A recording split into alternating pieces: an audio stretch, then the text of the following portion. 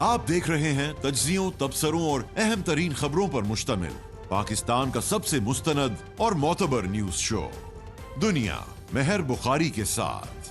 अस्सलाम वालेकुम and good evening. मैं हूं महर बुखारी। गुज़िश्ता एक दिहाई से क्लीन एनर्जी को पाकिस्तान के तवानाई बहरान का हल करार देने और फिर इस बहरान के हल में हिस्सा डालने वाले लाखों पाकिस्तानी इस वक्त हुकूमत के निशाने पर हैं। नेट मीटरिंग निज़ाम को तब्दील करके नेट बिलिंग मुतारिफ करवाया गया है कि जिसके बाद एक नया तनाज़ा खड़ा हो गया है और इस तनाज़े को हल करने के लिए वज़ीर आज़म शहबाज शरीफ मैदान में कूद पड़े हैं। नेपरा की तरफ से 16 सारिफीन से मुतल्लिक नए रेगुलेशंस का नोटिस लेते हुए वज़ीर आज़म ने पावर डिवीज़न को हदायत जारी कर दी हैं कि मौजूदा 16 सारिफीन के मुआहिदों के तहफ़्फ़ुज़ के लिए फौरी तौर पर नज़रसानी दरख्वास्त दायर की जाए ताकि पहले से किए गए मुआहिदों को ज़्यादा से ज़्यादा तहफ़्फ़ुज़ फराहम किया जा सके। ये हदायत आज इस्लामाबाद में होने वाले एक आला सतही खसूसी इजलास में दी गई, जिसकी सदारत खुद वज़ीर आज़म कर रहे थे। वज़ीर आज़म ने पावर डिवीज़न को ये भी हदायत दी है कि ऐसे जामे हिकमत अमली तैयार की जाए कि जिसके तहत 4,67,016 सारिफीन का माली बोझ कौमी ग्रिड से बिजली इस्तेमाल करने वाले तकरीबन 3,74,00,000 सारिफीन पर मुंतकिल ना हो। गुज़िश्ता रोज़ वफाकी वज़ीर तवानाई अवैस लगारी ने भी सेनेट इजलास से खिताब करते हुए कहा था कि नए रेगुलेशंस ग्रिड सारिफीन पर माली बोझ कम करने के लिए बनाए गए। नेपरा जो एक रेगुलेटर है जिसकी जिम्मेदारी है अपने सार्फिन का इंटरेस्ट मेंटेन करना, ये रेगुलेशंस नेपरा हर 1-2 साल के बाद माजी के अंदर चेंज करता रह गया है। ये पहली दफा नहीं हो रहा। और ये रिवाइज रेट अगर नेपरा ने किए हैं सोलर और रिन्यूएबल सेक्टर के ऊपर एक बहुत ऐसा इकदाम उठाया है। नेट मीटरिंग का मामला और नेट बिलिंग का जो फर्क है वो कॉन्ट्रैक्ट के अंदर गारंटीड नहीं था। नेट मीटरिंग का मैकेनिज्म मैंने अपनी वजारत के दौरान काबीना से अप्रूव करवाया था। हमारे रिफॉर्म्स और रिफॉर्म्स के तौर तरीके अल्हम्दुलिल्लाह A1 ट्रैक के ऊपर हैं और इतनी रेवोल्यूशनरी रिफॉर्म्स आज तक किसी मुल्क में पावर सेक्टर में नहीं आए जो हमारे आ रहे हैं। हुकूमत का मौक़िफ़ है कि तवानाई के निज़ाम में तवाज़ुन बरकरार रखना ज़रूरी है ताकि किसी एक तबके पर गैर मुतनासिब बोझ ना पड़े। अलबत्ता हुकूमत ने यह वाज़ेह नहीं किया कि नेट बिलिंग में खरीदो फरोख्त का हिसाब मुख्तलिफ तरीके से क्यों लगाया गया है और अगर 16 सारिफीन ने बड़ी कैपेसिटी की बैटरियाँ इंस्टॉल करना शुरू कर दी तो हुकूमत क्या करेगी। यहाँ अहम बात यह है कि पाकिस्तान पीपल्स पार्टी ने भी अपने आप को नए सोलर नेट मीटरिंग रेगुलेशन से दूर कर लिया है। पीपल्स पार्टी की सेक्रेटरी इत्तलात शाजिया मरी नए रेगुलेशंस के इतलाक को सोलर पैनल सारिफीन के साथ धोखा करार देते हुए कह रही हैं कि हुकूमत अवाम में अपना एतमाद क्यों खत्म कर रही है। हम हुकूमत का साथ दे रहे हैं लेकिन हुकूमत की पॉलिसी का हिस्सा नहीं।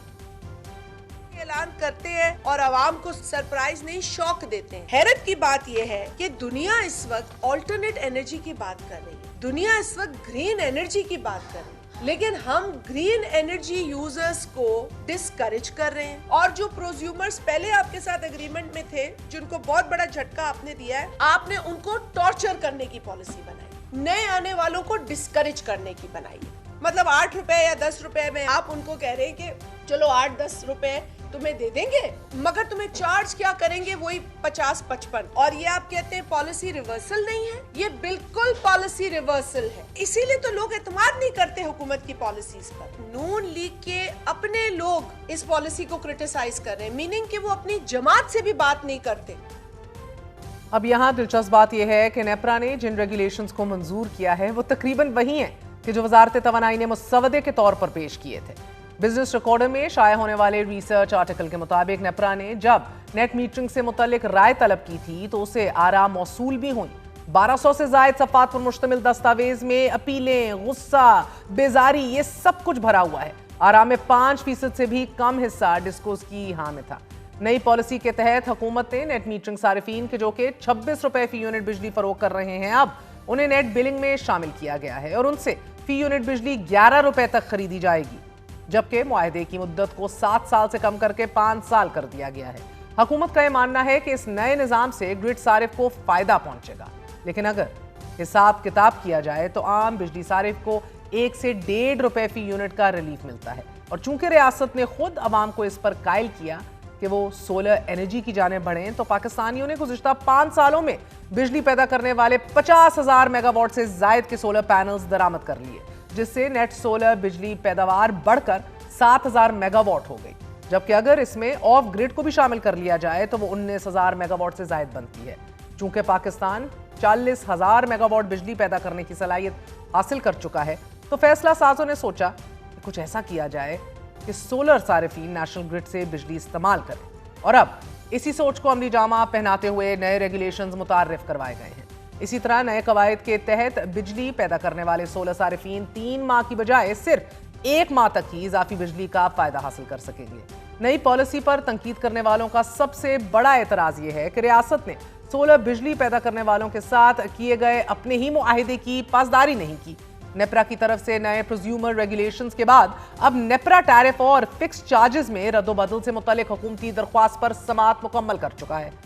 पावर डिवीजन हुक्काम के मुताबिक फैसले के बाद इंडस्ट्री का टैरिफ 4 रुपए 4 पैसे कम हो जाएगा, जबकि पहली बार बिलिंग साइकिल में सनत पर आयद 101 अरब रुपए की क्रॉस सब्सिडी सिफर हो जाएगी। हुकाम का कहना है कि इस वक्त सनती सेक्टर घरेलू सारिफीन को 101 अरब रुपए की क्रॉस सब्सिडी दे रहा है। कमर्शियल सारिफीन 90 अरब रुपए और जनरल सर्विसेज सारिफीन 35 अरब रुपए की सब्सिडी दे रहे हैं। पावर डिवीजन हुक्काम के मुताबिक नेट मीटरिंग सारिफीन ने मजमूई तौर पर 35 अरब यूनिट बिजली पैदा की। अगर ये सारिफीन ग्रिड पर होते तो 3 रुपए फी यूनिट का फर्क पड़ता। पावर डिवीजन हुक्काम ने बताया कि टीडीएस और क्रॉस सब्सिडी की मद में अब भी सारिफीन पर 614 अरब रुपए से जायद का बोझ है, जबकि टैरिफ डिफरेंशियल की मद में बड़े सारिफीन पर 453 अरब रुपए का बोझ मौजूद है। इसी हवाले से बात करेंगे। हमारे साथ माहिर मुआशी अमूर असद अली शाह साहब मौजूद हैं।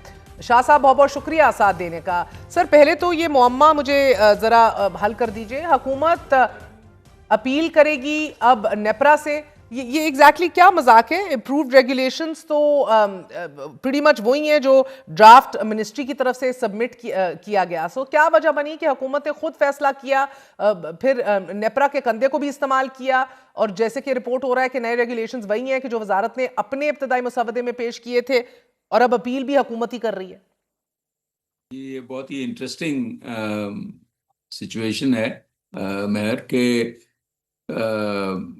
गवर्नमेंट ने ही प्रपोज की थी ये रेगुलेशंस लार्जली।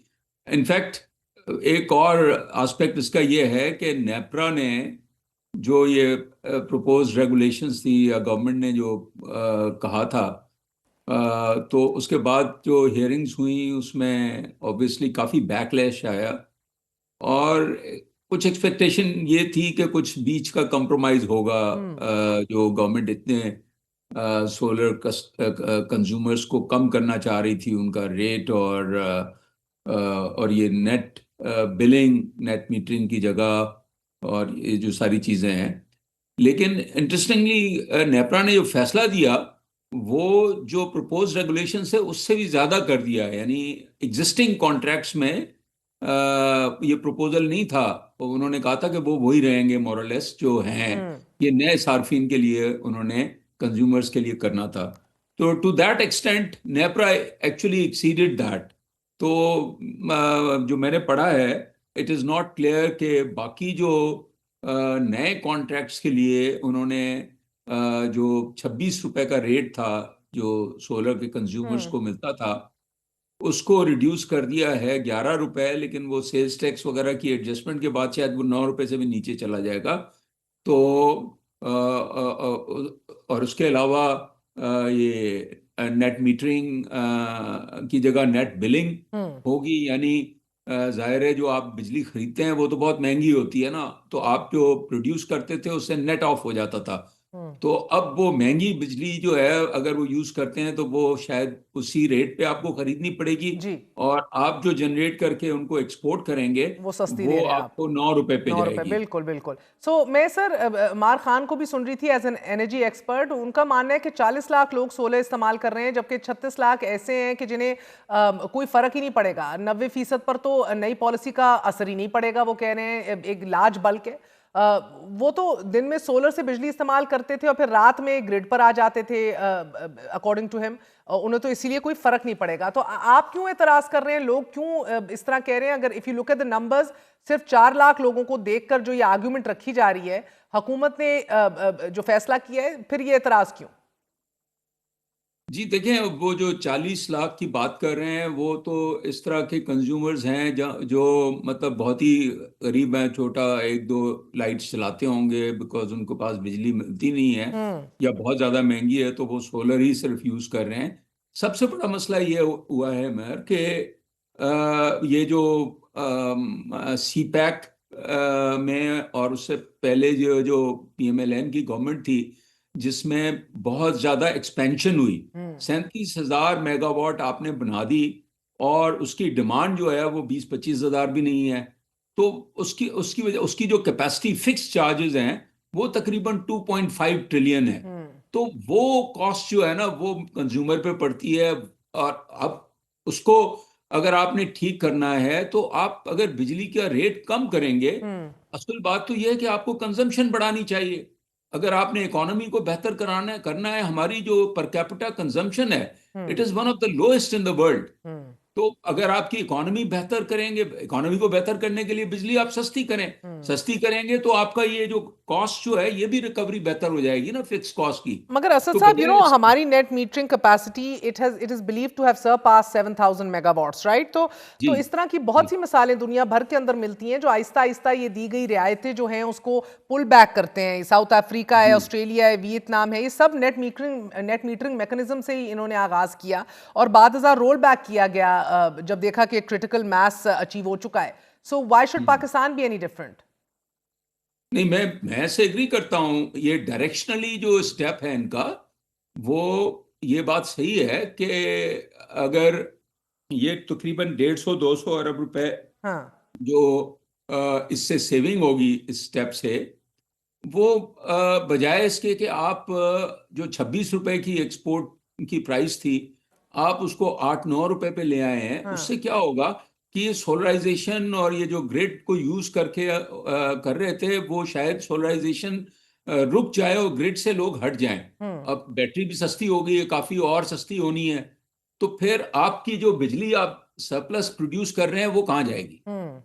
तो बात यह है कि अगर आप इसको देखें, ये एडजस्टमेंट जो है ना, मैं इससे एग्री करता हूं कि कुछ एडजस्टमेंट होनी चाहिए थी, क्योंकि कुछ जो कंज्यूमर्स हैं वो उससे काफी पैसे ज्यादा बना मुस्तफीद हो रहे रहे थे थे। एट द कॉस्ट ऑफ तो अदर्स। उसको अगर आप 26 रुपए रेट जो है ना, आप एकदम बजाय इसके कि उसको 8 रुपए पे ले आए, इसको 15-16 रुपए पे अगर तो ले इधर जाएं तो ये सर आपको कुछ इस पता है तरह की। डिबेट और डिस्कशन तो उस तरह पार्लियामान में भी नहीं हुई सर जो होनी चाहिए थी। एक बॉम्बशेल गिरा दिया गया है, there seems to be no middle वे।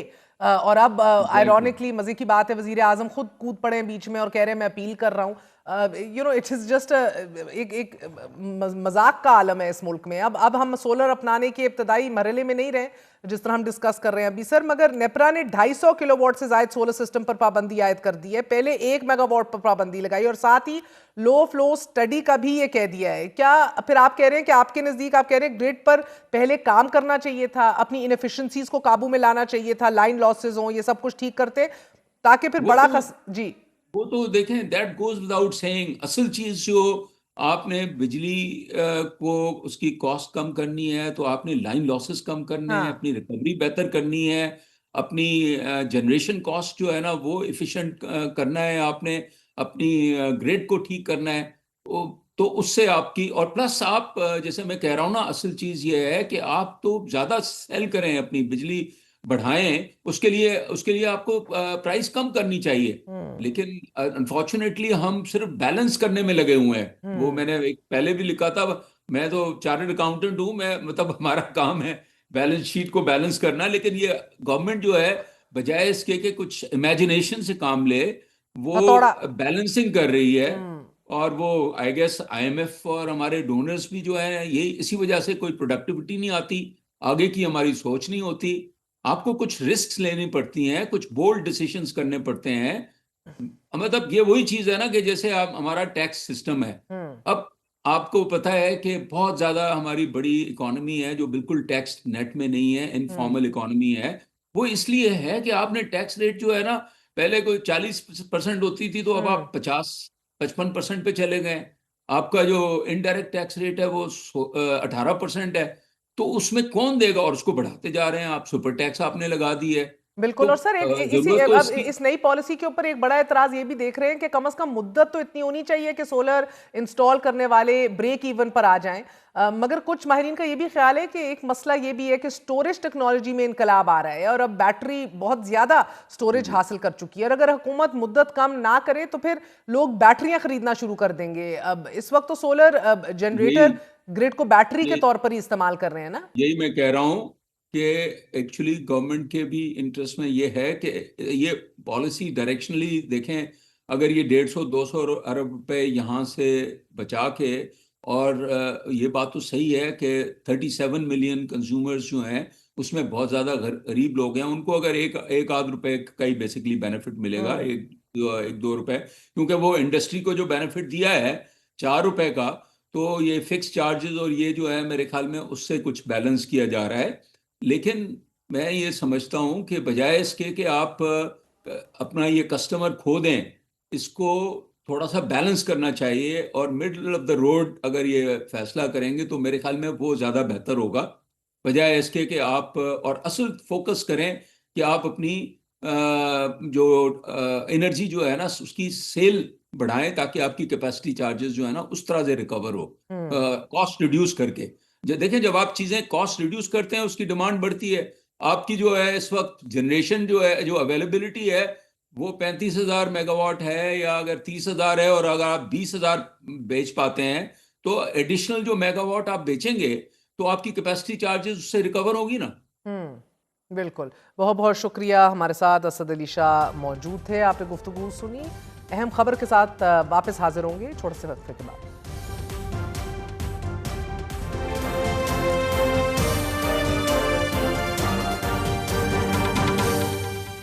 2.5 माह बाद अडयाला जेल में सलमान सफदर की इमरान खान से मुलाकात। 4 माह बाद दहशतगर्दी के मामले पर सूबा खैबर पख्तूनख्वा और वफाक एक पेज पर। सियासत की मौजूदा हैयत में इमरान खान के वकील का बतौर फ्रेंड ऑफ द कोर्ट मुलाकात करना और सेम पेज का मामला किसी मुअम्मे से कम नहीं।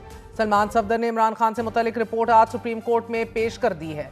सलमान सफदर के मुताबिक उन्हें रिपोर्ट जमा कराने के लिए 12 बजे तक का वक्त दिया गया था और वो मुकर्रर वक्त पर ही रिपोर्ट जमा करवा चुके हैं। रिपोर्ट 7 सफ़ात और 22 पैराग्राफ्स पर मुश्तमिल है। सलमान सफदर ने आज मीडिया से गुफ्तगू में सिर्फ ये वजाहत दी है कि मैं सहाफ़ियों को इमरान खान की सेहत के बारे में कैसे बता सकता हूँ, जबकि ये बात ना उनकी बहनों को बताई गई है और ना ही वकला को। क्या कह रहे थे, मुलाहिजा कीजिए।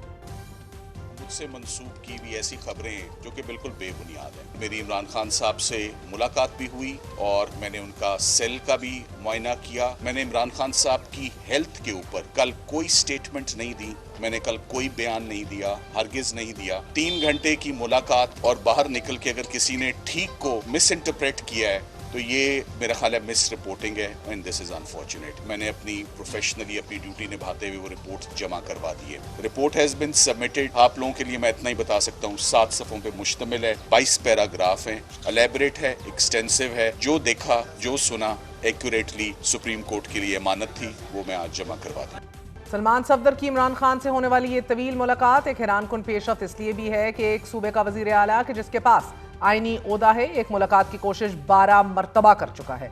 आज भी सुहेल अफरीदी ये शिकवा कर रहे थे कि इमरान खान की सेहत के बावजूद जाती डॉक्टरों को रसाई नहीं दी गई। एक सूबे के वजीर आला को 12 से जायद बार अडयाला जेल जाने से रोका गया है। मेरे पासपोर्ट को स्टॉप लिस्ट में डाला गया है। आईनी ओहदे के साथ इम्तियाजी सलूक किया गया। खैबर पख्तूनख्वा पाकिस्तान की फेडरेटिंग यूनिट है, मगर वजीर आला के साथ गैर मसावी रवैया इख्तियार किया गया है। उनका कहना था कि तमाम आईनी, कानूनी और जमहूरी रास्ते आजमा चुका हूं, एहतजाज आईन और कानून के दायरे में रह कर किया जाएगा। नाज़रीन, दूसरी जानिब इत्तेहादी हुकूमत में पहला इस्तीफा सामने आ गया है जिसे 17 माह बाद मंजूर कर लिया गया है। और सबसे बड़ी खबर आज साबिक चीफ अवामी स्टाफ जनरल कमर जावेद बाजवा के सेहत के हवाले से भी बड़ी सख्त खबर सामने आई है। ये बताया जा रहा है कि वो गिरे हैं और उसके बाद अभी हस्पताल मुंतकिल कर दिए गए हैं, जिधर वो एक कोमे की हालत के अंदर हैं और बहुत सख्त बीमार हैं। इस हवाले से क्या अपडेट है हुकूमत वक्त के पास भी क्या मालूमात हैं, इस हवाले से बात करेंगे। हमारे साथ वजीर आजम के सियासी मुशीर राना सनाउल्लाह साहब मौजूद हैं। राना साहब, बहुत बहुत शुक्रिया साथ देने का। जनरल रिटायर्ड बाजवा साहब कोमे में हैं, ये खबर मौसूल हो रही है। अब आपकी हुकूमत के पास इस हवाले से क्या अपडेट है? मुझे ये भी याद आ रहा था, sitting chief of army staff, आपने उनसे एक महफिल में गिला शिकवा भी किया था कि आपको पाबंदे सलासल रखा गया, और उन्होंने तब गालिबन ये बात हुई थी कि अभी हवा लगनी चाहिए, आपकी सेहत के हवाले से कुछ बात हो रही थी। हाँ, ऐसी बात हुई थी। उन्होंने फैज़ हमीद साहब उनके पास खड़े थे, तो उन्होंने कहा कि राना साहब बड़े सेहतमंद हो गए हैं, जब ये जेल में थे तो बड़े स्मार्ट थे, तो इन्हें दोबारा स्मार्ट करना चाहिए। तो उसके जवाब में फिर मैंने कहा था कि जो केस आपने मेरे ऊपर बनाया है उसका मेरा रब जो है वो हिसाब करेगा, और इसी दुनिया में करेगा, और अब मेरे और आपके दरमियान ये हिसाब होगा। तो खैर उनका आगे से यही जवाब था उस वक्त कि नहीं, वो केस मैंने नहीं बनाया।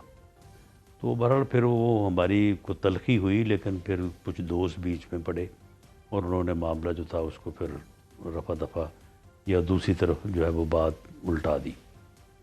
तो लेकिन बहरहाल मुझे तो ये ख़बर सुन के अफसोस हुआ है, और अफसोस होना भी चाहिए कि जिस तरह से बताया गया है। लेकिन ये बात जो मैंने मीडिया में सुनी है कि वो बाथरूम में गिरे और इतनी गहरी चोट, अब इस तरह गिरने से तो इतनी गहरी चोट नहीं आ सकती जो बात की जा रही है। वो किसी हादसे से दो चार ना हुए हो, या जो अदरवाइज़ को उनको कोई अटैक हुआ हो। तो अब इस बारे में बड़ी अधूरी सी खबर है, लेकिन बहरहाल मेरी दुआ है कि अल्लाह ताला उनको सेहत दे। अल्लाह ही आमीन, उनको मुकम्मल सेहत याब करे। और सर आप हुकूमत में पता करवाइए, अल्लाह खैर करे। दूसरी तरफ सर हम बार बार देख रहे हैं कि हुकूमत के इख्तियारात को भी चैलेंज किया जाता है, सवाल उठाया जाता है, और विल को भी। अब रिलीफ या तो कहीं और से आता है, सुबह 6-6 बजे दरवाजे भी अडियाला जेल के खोल दिए जाते हैं, या फिर मुलाकातें सुप्रीम कोर्ट को करवाना पड़ती हैं। क्या बेहतर नहीं था कि इमरान खान से मुलाकात, आपके सियासी हरीफ से मुलाकात, हुकूमत ही इसका रास्ता हमवार करती, ना कि इदारा? ये देखें, सुप्रीम कोर्ट ने कोई मुलाकात के आर्डर्स तो नहीं किए। वो तो आर्डर पहले से लाहौर इस्लामाबाद हाई कोर्ट के हैं ही हैं। उनके ऊपर अमल दरामद जो है वो गवर्नमेंट का या जेल अथॉरिटीज़ का मौक़िफ़ है कि दूसरी तरफ से नहीं हो रहा। दूसरी तरफ का मौक़िफ़ ये है कि जेल या गवर्नमेंट की तरफ से नहीं हो रहा। सुप्रीम कोर्ट ने तो कल एक फ्रेंड ऑफ कोर्ट अपना आदमी भेजा है जो ये तयन करके वहाँ पे रिपोर्ट करेगा कि जो जेल अथॉरिटीज़ ने रिपोर्ट भेजी है कि जो उनको वहाँ पे तमाम सहूलतें हासिल हैं, उनकी लिविंग कंडीशंस ठीक है, उनकी सेहत ठीक है, तो वो आके ये रिपोर्ट करेंगे। वो इत्तफाक ये हुआ कि फ्रेंड ऑफ कोर्ट उन्हीं के वकील को मुकर्रर कर दिया गया, तो इसलिए शायद ये थोड़ा गलतफहमी हो रही है कि जी वो सुप्रीम कोर्ट ने मुलाकात करवाई है। मुलाकात नहीं करवाई, वो फ्रेंड ऑफ कोर्ट की हैसियत से गए हैं, और वहाँ पे वो जो विज़िट उन्होंने किया है, जो सारी चीज़ें चेक की हैं, तो उसकी वो रिपोर्ट जो है वो सर सुप्रीम कोर्ट ने क्यों कराया? इसीलिए कराया ना क्योंकि बदगुमानियां इतनी बढ़ती चली जा रही थी, उनकी सेहत के हवाले से भी बहुत ज़्यादा कन्फ्यूजन थी, और ये सारी बदगुमानियां आपकी हुकूमत जो है उनको एड्रेस नहीं कर सकी। तो फ्रेंड ऑफ कोर्ट गो के वो अलग बात है कि न्यूट्रल होता है, ये उनके अपने वकील है, मगर इस केस में तो लतीफ़ खोसा थे वकील, इट वॉज नॉट हिम। मगर सर मैं डिस्ट्रस्ट को हाईलाइट करना चाहती हूँ, जिसको बहरहाल उसकी मौजूदगी में ये सुप्रीम कोर्ट को फैसला करना पड़ा है। नहीं, ये चीफ़ जस्टिस साहब का एतमाद है। चीफ़ जस्टिस साहब ने शायद कहा भी ये कि हमें आपके ऊपर एतमाद है, हम ये रिपोर्ट जो जेल अथॉरिटी ने दी है उसकी एक इंडिपेंडेंट वेरिफिकेशन चाहते हैं, हम आपको फ्रेंड ऑफ कोर्ट मुकर्रर करते हैं, हमें आप विज़िट करके आके बताएं कि ये रिपोर्ट जो है ये दुरुस्त है, इसमें जो लिखा हुआ है कि उनको जो लिविंग कंडीशंस, जो खाना पीना, जो मेडिकल जो फैसिलिटी, जो चीज़ें वहाँ पे हासिल हैं, क्या ऐसे ही है? तो उन्होंने उनको मुकर्रर कर दिया। ये कोर्ट का एक अपना एतमाद है। मगर सर ये इंडिपेंडेंट वेरिफिकेशन की ज़रूरत क्यों पड़ी? इस पे तो रोशनी डाले ना। नहीं देखें, ये तो फॉर ओन सेटिस्फेक्शन जो है वो अदालत ने दो ज़राए से रिपोर्ट्स जो हैं वो मंगवाई हैं। जब वो कन्फ्रंट होगी तो सारी चीज़ जो है वो सामने आ जाएगी। तो इससे तो मैं समझता हूँ कि गवर्नमेंट का मौक़िफ़ जो कि दुरुस्त मौक़िफ़ है कि उनको ये सारी सहूलतें वहाँ पे हासिल हैं, वो साबित हो जाएगा, वो वेरीफाइड हो जाए। और सर ये बताइए कि क्या ये भी खबर मौसूल हो रही है, मेरी कुछ बात हो रही थी कुछ लोगों से, बाखबर लोगों से, वो कह रहे हैं कि अब जल्दी कायदे हिज़्ब इख्तिलाफ अचकज़ई साहब को भी मिलाया जाएगा इमरान खान से। देखिए, अभी तक उन्होंने इस बारे में कोई अदालत से रजू तो नहीं किया, क्योंकि ये मुलाकात की इजाज़त जो है वो अदालत का ही इख्तियार है। तो इस बारे में कोई मेरे इल्म में नहीं है कि उन्होंने कोई ऐसा तहर्रुक किया हो। तो सर ये सब कुछ बाला बाला ही हो जाता है। ये अब देखें ना, फ्रेंड ऑफ कोर्ट वाला भी काम हुआ है, या यकीनन अदालतों का दरवाजा खटखटाया गया है, मगर एक तरफ सुहेल अफरीदी साहब की वजीर आजम से बात हुई है, अब अचकजई साहब को भी मिलाना है। अब रास्ते जो हैं, क्या आपको हालात बेहतर होते दिख रहे हैं? नहीं, देखें, 8 फरवरी तो अभी कल गुजरा है, तो बेहतरी के हालात इतनी जल्दी जो है वो कहाँ से आ गए। अभी 2 दिन पहले उन्होंने अपना पूरा जोर लगाया उसके लिए, पूरे मुल्क में कैंपेन की। सुहेल अफरीदी साहब जो है वो हर जगह पे भागे गए और लोगों को कहा कि निकलें बाहर और कहीं नहीं भागे जैम सर। कर दें हर सड़क को और पहिया जैम कर दें। अभी तो ये 2 दिन पहले वो अपने इस मौक़िफ़ पे ऊपर वो कायम थे और उनका ये ख्याल था कि ये सारा कुछ हो जाएगा। तो अभी जो है वो बेहतरी अगर इन मानों में है कि लोगों ने उनकी इस एहतजाज या इस तरह से मुल्क में फितना फसाद फैलाने की जो उनकी पॉलिसी है उस पर अदम एतमाद किया है, तो कहा जा सकता है। वरना मेरा नहीं ख्याल कि उनकी तरफ से कोई एकदम जो है वो इस तरह की कोई पॉलिसी जो है वो और बन सर जाए। कब मिला रहे हैं आप अचकजई साहब को वजीर आजम से? देखिए, अचकजई साहब को तो जो है वो हमारी भी कोशिश थी और वज़ीर आज़म भी जो है वो बिल्कुल इस बारे में वो बड़े वाज़े हैं कि ये पार्लिमानी जमहूरी सिस्टम में तो ऐसा हो ही नहीं सकता। ये तो इस बात से वाकिफ़ ही नहीं है कि कायदे वान जो है वो कायदे इस पे इख्तिलाफ से ना मिले। ये तो 18 से लेके 22 तक एक नया एक्सपीरियंस हुआ कि लीडर ऑफ द हाउस ने जो लीडर ऑफ द अपोजिशन उससे फ़ोन किया, ना बात की, ना हाथ मिलाया। तो ऐसा बिल्कुल नहीं हो सकता। लेकिन वो कन्फ्यूजन ये हो रही थी कि जी ये शायद हम इसलिए मुलाकात के लिए जो है वो कोशिश कर रहे हैं कि इनके 8 फरवरी के एहतजाज की काल को कंफ्यूज किया जाए। तो वो फिर अचकजई साहब ने भी थोड़ा इस बारे में मेरा ख्याल है एहतियात से काम लिया और हमने भी सोचा, हमने कहा कि ठीक है, हमारा तो ये मकसद नहीं है, तो अगर ये कंफ्यूज समझते हैं कि 8 फरवरी के हवाले से हम मुलाकात करना चाहते हैं तो चलें उसके बाद कर लेंगे। क्योंकि हमें 8 फरवरी का पता था कि ये इनकी तहरीक या अपील जो है ये नाकाम नहीं होगी बल्कि टोटल फेलियर होगा इसका। कोई पूरे मुल्क में, बल्कि जिस सूबे में हुकूमत है वहाँ भी जो है वो ये इसका टोटल फेलियर होगा, क्योंकि लोग पीछे हट चुके हैं इस किस्म की सियासत से। तो राना साहब, कथा कलामी माफ, ये बताइएगा, आंख सख्त खराब है इमरान खान साहब की, ये बड़ी खबरें आ रही हैं अंदर से। उनकी जौजा की बहन भी ये कह रही हैं कि ख़ानदान को उनके पैगाम भिजवाया गया है जौजा की तरफ से कि 10% भी बेहतरी नहीं आई। अगर बाहर जाना पड़ जाए तो क्या आप लोग भेजेंगे? और पिम्स मुंतकली के हवाले से भी एक बार फिर खबर गर्दिश में, मौक़िफ़ क्या है हुकूमत का? देखिए, ये बाहर जाना हो या पिम्स मुंतकली हो, इसका फ़ैसला करना है अदालत ने, हुकूमत ने तो फ़ैसला करना नहीं है। अगर वो अदालत से रजू करेंगे तो वहाँ पे हुकूमत अपना मौक़िफ़ जो है वो पेश करेगी। और मैं पूरे यकीन से कह सकता हूँ कि प्राइम मिनिस्टर ऑफ पाकिस्तान उन रिपोर्ट्स को देखते हुए जो मेडिकल साइड से पेश होगी उसके मुताबिक बड़ा रैशनल और चले फेस तो जो भी हो सर, जो भी मुद्दा बने, आप लोगों ने मुशर्रफ को मेडिकल आउट दिया, पीटीआई ने आप लोगों को, नवाज शरीफ को मेडिकल आउट दिया, तो एक सियासी हिकमत अमली तो आप लोगों ने ही बहरहाल मुरतब करनी है और फैसला करना है ना। देखिए, ये तो अगर वो मेडिकल आउट के लिए जो कोई दरख्वास्त करते हैं, कोई पिटीशन करते हैं, तो उसी वक्त फिर इसका फैसला होगा।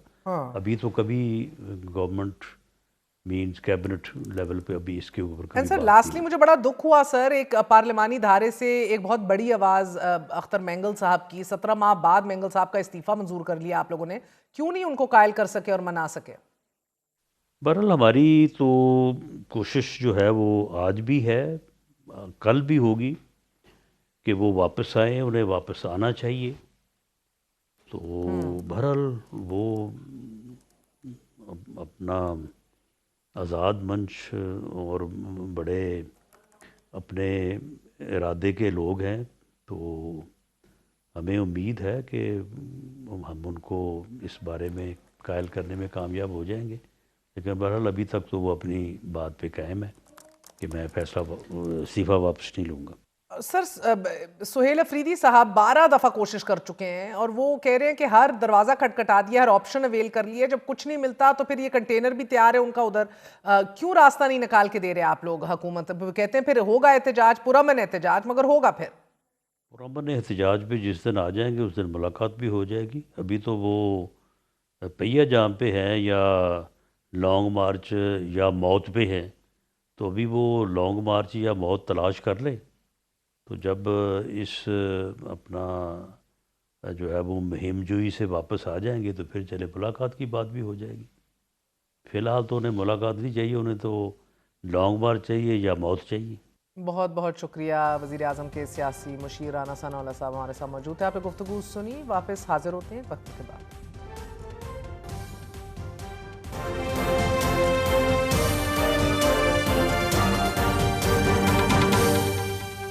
अक़वाम मुत्तहिदा की सलामती काउंसिल ने पाकिस्तान में बढ़ती हुई दहशतगर्दी को अफगान तालिबान के नेटवर्क से जोड़ दिया है। अफगानिस्तान में दहशतगर्द ग्रोहों की मौजूदगी और पाकिस्तान में दहशतगर्दी की कार्रवाइयों पर आलमी सतह पर गहरी तशवीश का इजहार किया जा रहा है। अफगानिस्तान में तालिबान हुकूमत को 4.5 साल हो चुके हैं और जब से अफगानिस्तान में तालिबान ने इक़्तिदार संभाला है, पाकिस्तान में दहशतगर्दी की कार्रवाइयों में खौफनाक इजाफा देखने में आ रहा है। And the fact remains that once again The world seems to be neglecting what is happening in Afghanistan। सगार की एक रिपोर्ट ये बता रही है कि ना सिर्फ अमरीकी इनखला के बाद जो वेपन्स और असलहा उधर छोड़ दिया गया था उनका फैलाव और उसके बाद ये बढ़ती हुई दहशतगर्दी, इसकी एक बड़ी वजह तालिबान के कब्जे के बाद अफगानिस्तान पर निगरानी की कमी है। हमारे साथ अडोल्फो फ्रैंको मौजूद हैं। आप एक सीनियर स्ट्रेटेजिस्ट हैं with long standing experience in the US political and legal circles and a regular presence on major international networks. Mr. Adolfo, thank you so much for joining us. Considering the multiple reports, including the United Nations Security Council monitoring team's documentation of TTP, Al-Qaeda elements and other international terrorist organizations operating with varying degrees of freedom in eastern and southern Afghanistan, how should the USA and European partners be assessing the strategic risk of Afghanistan emerging as a sanctuary for transnational militant networks? And what specific threat indicators, example leadership presence or cross-border operational planning or training infrastructure, are most compelling in your assessment? Well, first, it is a mounting and serious concern for the Trump administration. I can assure you through White House sources that I have been very tied to the current White House, that this is a growing concern. As you might imagine, much of the emphasis currently is on the Iranian crisis, but this is looming large for the United States. First, the TTP and its increased activity in Pakistan demonstrates two things. First, the growing strength of that organization with Afghani Taliban support, and secondly, the security threat that it's seriously posing to Pakistan. But we're seeing it beyond the regional concern we have for Pakistan and the region as one of reemerging ISIS and terrorist state-sponsored terrorism from Afghanistan, a repeat of what we've seen in the past. So it is a grave concern to the United States. Mr. Franco, multiple Western intelligence assessments, including the US and NATO sources, have cited continued Al-Qaeda leadership survival in Afghanistan. How does the USA interpret this persistent leadership footprint? And to what extent do you feel does this influence the US counterterrorism strategy and resource allocation in the broader region? Well, two things. It's going to strengthen our relationship immediately with Pakistan. As you know, our relationship with Pakistan has been a roller coaster one. Yep. Very There have been transactional times one. of very strong cooperation and other times of great friction. Yes. The region as a whole is complicated with the Pakistan-India relationship. As you know, Pakistan alleges that India is supporting Afghani government's efforts to support the TTP. But beyond that, so we understand the geopolitical concerns in the region. Beyond that, our efforts are not going to be stepped up on counterinsurgency. I can assure you that once the Iranian situation is resolved or temporarily at least resolved, that the focus of the United States will be on counterinsurgency efforts in Pakistan. It is going to strengthen that relationship. As an example, not directly related to your question, there is now going to be significant investment by the U.S. in southwest Pakistan, which is, of course, an internal conflict that exists there. And that's for mineral developments that China has been doing as well. So we want to increase the economic activity. With that, I can assure you that counterinsurgency and efforts to contain the ISIS threat are going to be the number one priority. I envision that in a few years, the Afghan situation and ISIS itself is going to have to be dealt with by the United States. The thinking at the White House right now is the following: better to attack these issues now than a stronger ISIS and a stronger Taliban in the future. That's fair, but bear with me here. You know, the Doha Agreement did not successfully deliver sustained counterterrorism safeguards, and yet humanitarian funding is continuing. What makes the US continue providing funds to the Taliban regime with cash plates being given every week? And Afghanistan's post-2021 trajectory is continuously showing a rising instability across South Asia and Central Asia. And this is exemplified by increasing militant cross-border activities, narcotics trafficking, fractured governance, which has at times spilled over into neighboring countries. We're the biggest example. How does the US strategy reconcile these tensions? Because we've seen field reports, we've seen intelligence that indicates that increased infiltrators crossing from Afghanistan with documented identities and addresses. This is very common. So in this context, does the US policy towards Afghanistan and the broader region prioritize genuine regional stability, or is it just shaped by strategic tolerances for instability that serve other geopolitical interests? Well, those are excellent questions, and they're not issues that are going to be resolved immediately. You've touched on a number of subjects. Let me talk about the cash payments first.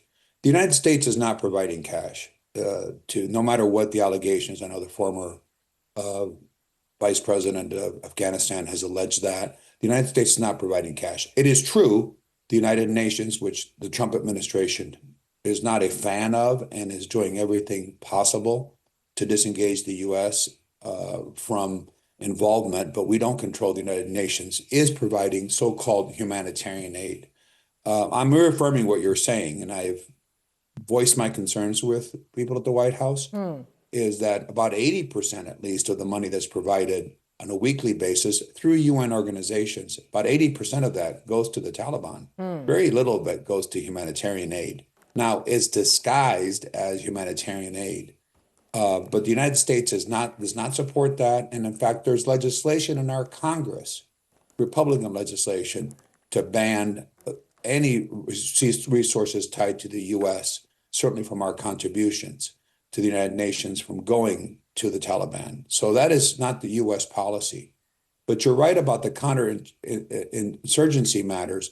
It's not as though we have forgotten about ISIS or the Taliban or the threat that it poses. But we do have a crisis in neighboring Iran that is focusing all of our assets at the current time. It is true, though, that the mounting killing and the stepped-up terrorist activities, that's what they are, and the harboring of TTP particularly, and ISIS-related, and these organizations are all interrelated and supported, is of paramount concern. Now, that sounds like just a word, concern.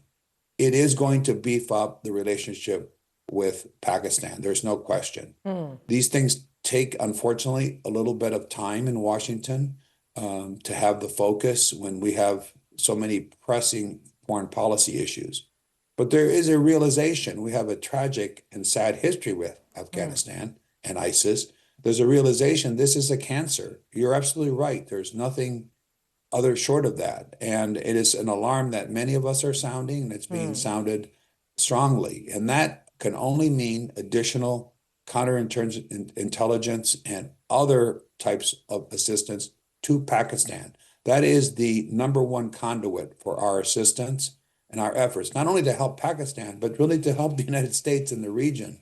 And I do firmly believe that that will become an increasing focus this calendar year, because the situation is now getting to a point where it's really quite critical. And it is not getting better, but getting worse. You know, the problem is that time is not on our side. And despite diplomatic engagement, Mr. Franco, militant activity and cross-border incursions have continued. What scenarios are most likely, you feel, if Afghanistan continues to act as a permissive space, so to say, for cross-border militancy? Do you see escalation? Do you see stalemate? Do you see containment? And what are the key variables differentiating these outcomes? Especially, mind you, especially when, you know, security reports are signaling that sustained militant command and capacity both are increasingly complicating this containment that we're talking about. Well, I think the number one result of this, which will happen this year, is a greatly enhanced covert, that means secret operations by the United States in cooperation with Pakistan to address matters within Pakistan and outside of Pakistan, and I'm referring to Afghanistan. Obviously, these are going on constantly, but they're not at the level they should be, and I think those will increase dramatically. Pakistani government has reached out to the United States for more assistance, and that is going to be forthcoming. There is no question in my mind that that will be coming. So our efforts will largely be on special forces, on covert operations, on disruptions, and intelligence sharing. Now, a lot of this, unfortunately, is not public, or the public can't see it, but it's often among the more effective tools that we have, and they can be quite disruptive to the activities of terrorist organizations. They have not been adequately applied in the region. And frankly, Pakistan has not reached out to the United States for that type of assistance until quite recently.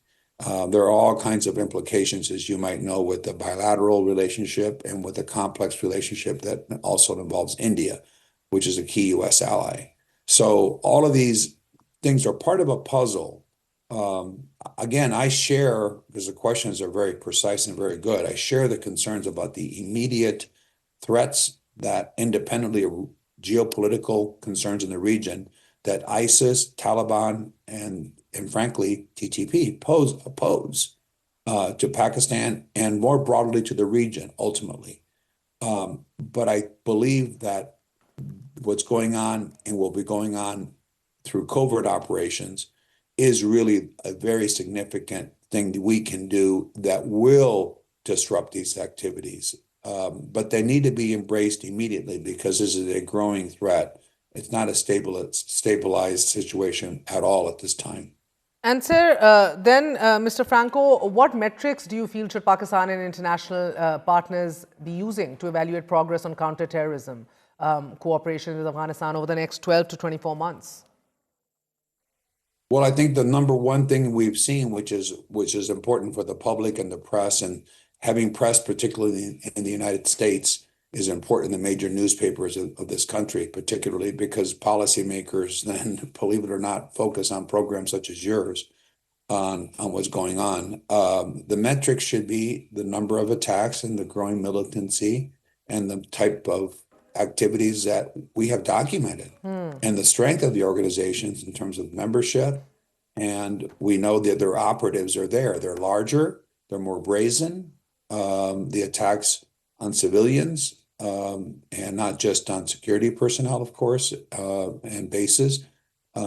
This should be the metrics. In other words, the facts will speak for themselves. Now, one would hate to say you have to have these attacks to demonstrate it. We think we know there's enough going on in Afghanistan, and it's only been strengthened. And these agreements, the Doha Agreement and all the other agreements that we've had, And I appreciate the efforts of our allies, Qatar and Turkey and others. They haven't resolved the matter. And until the United States gets involved, and again, the metrics is the growing strength which we can demonstrate of these organizations and their terrorist activities. Those are real, and those are, I don't think, require a lot of evidence or justification for this increased, at least initially, counterinsurgency efforts by the United States. बहुत बहुत शुक्रिया Adolfo Franco हमारे साथ मौजूद थे. Thank you very much Indeed for joining us. आपने गुफ्तगू सुनी, कह रहे थे कि कोवर्ट ऑपरेशन से कोशिश की जाएगी कि कलाकामा किया जाए दहशतगर्दों का. साथ वक्त की बात कर रहे थे कि इस हवाले से वक्त तो लगेगा क्योंकि अभी अमेरिका की तमाम तर तवज्जो ईरान पर मरकूज़ है, लेकिन इसी साल अमेरिका प्रायोरिटी लिस्ट के ऊपर अफ़गानिस्तान के ऊपर और spill over effects of terrorism के जो तमाम तर पड़ोसी बिलखसूस पाकिस्तान एक शिद्दत से जिसका सामना कर रहा है उसका अजाला किया जा सकते हैं. वॉशिंगटन पोस्ट की एक तहकीक में भी ये दावा किया गया नाजरीन कि अमेरिका असलहा तालिबान के हाथ आने के बाद पाकिस्तान में हमलों में शिद्दत आ गई है और पाकिस्तान में पकड़े गए कम अज़ कम 63 हथियारों के सीरियल नंबर भी अफगान फोर्सेस को फराहम किए गए हथियारों से मिलते हैं. It is a ever compounding problem. जिस तरह मैंने आपको सगार की एक रिपोर्ट के हवाले से भी पहले बताया, बट मल्टीपल इस तरह की साइटेशंस हैं, इंटेलिजेंस रिपोर्ट्स हैं, स्टडीज़ हैं जो ये साबित कर रही हैं कि डिफैक्टो अफगान रजीम की मौजूदगी में दहशतगर्दी में हर गुजरते दिन इजाफा हो रहा है, जिससे ना सिर्फ Pakistan as the front line victim मगर पूरी दुनिया गैर महफूज है. आज के लिए इजाज़त दीजिए.